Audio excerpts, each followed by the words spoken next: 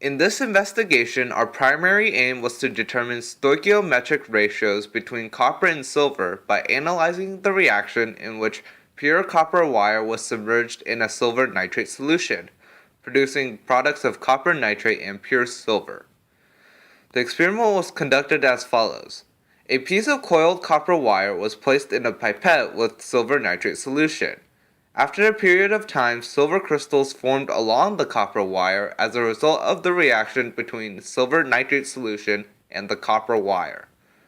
After 24 hours, the silver crystals were physically separated from the copper wire and placed in a drying oven. The copper wire was then dipped in acetone and set to dry for another day, until the masses of both the copper wire and the crystals could be measured accurately. The percentage of error determined in this investigation came out to be 5%. A more detailed explanation of this calculation is provided in the analysis. The topics covered in this presentation emphasize the use of the mole unit, a quantity that expresses the amount of substance that contains as many elementary nuclear particles as there are in the number of atoms in 12 grams of carbon-12. Put simply, the mole unit allows for a smooth translation between the number of grams and the number of atoms within a substance. Another basic principle of chemistry applied in this investigation, stoichiometry, involves the use of the mole unit to calculate the ratios of reactants and products, as well as the amounts of each substance within a reaction.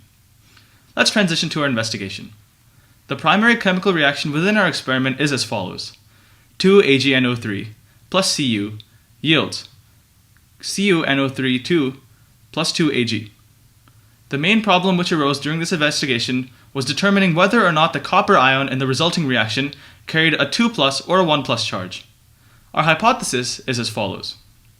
If silver nitrate is reacted with copper, then the products of copper nitrate and silver should allow us to determine the molar relationships between silver and copper, because these ratios can be deduced from the mass of the reactants and the products from the equation of the reaction.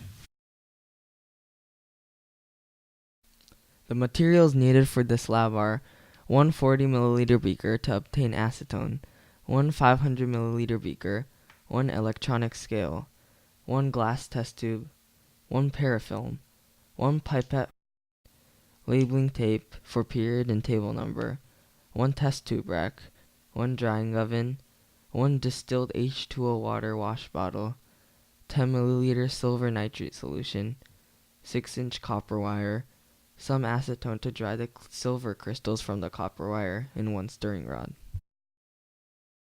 The procedures for this lab are 1. To obtain a 6-inch piece of copper wire in a test tube. Label test tube with your period and table number. Label 500 milliliter beaker with your period and table number as well. Find the mass of copper wire in the 500 milliliter beaker separately as well as the combined mass. Wrap the copper wire around a pencil and create a coil shape in order to fit into a test tube. Stretch coil slightly. Pour 10 milliliters of the silver nitrate solution into the test tube.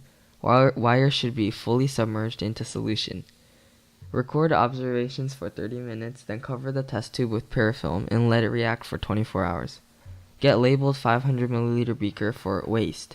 Using a stirring rod, scrape off silver from the copper wire and remove the copper from the test tube. Using the distilled water, rinse the wire for any excess silver. Dip the wire into acetone and let it dry. When dry, get the mass of the wire. Decant solution from the silver back into the first beaker with a pipette. Rinse the silver with the distilled water while stirring with a rod. When the silver is settled, repeat this step 2 to 3 times. When done with decant, get rid of any excess water and hand the silver to the teacher for her to put it in the beaker into a dry oven. When the silver is completely dry, find the mass of the silver.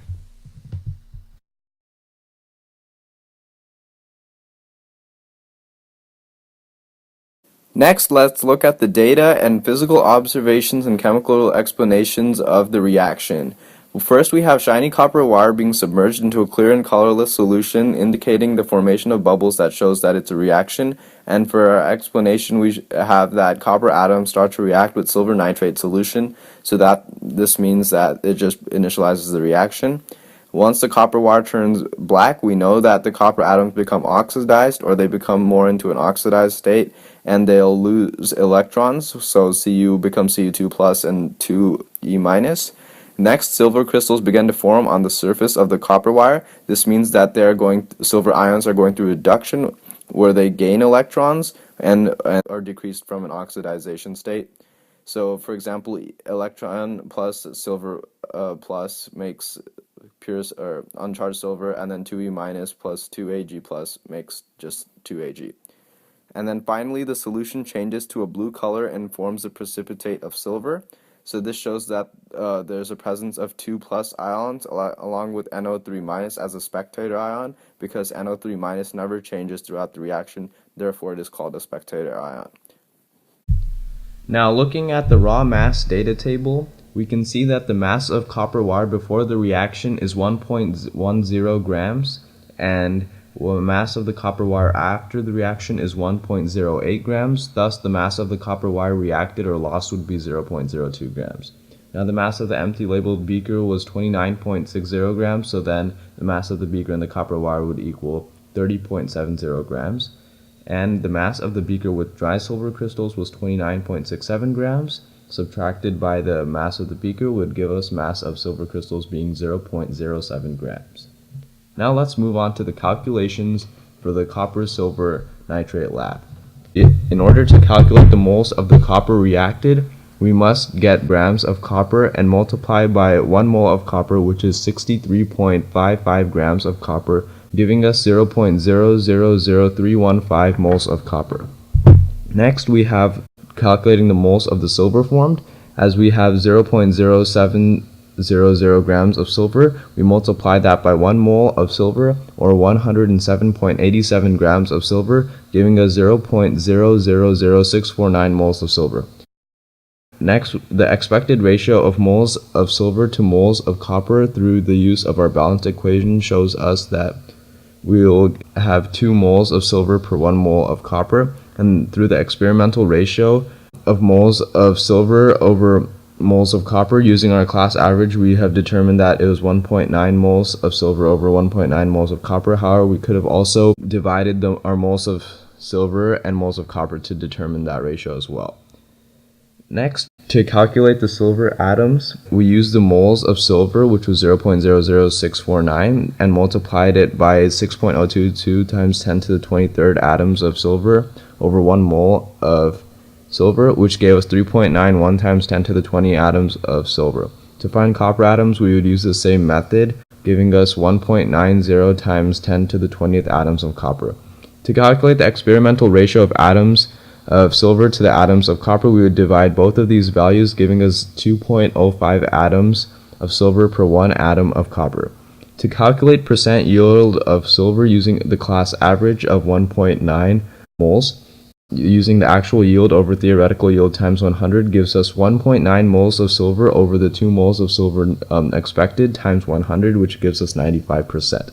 Percent error is calculated through 100% subtracted by the theoretical yield, and with the class average we can come up with 100% minus 95%, giving us a 5% error of silver.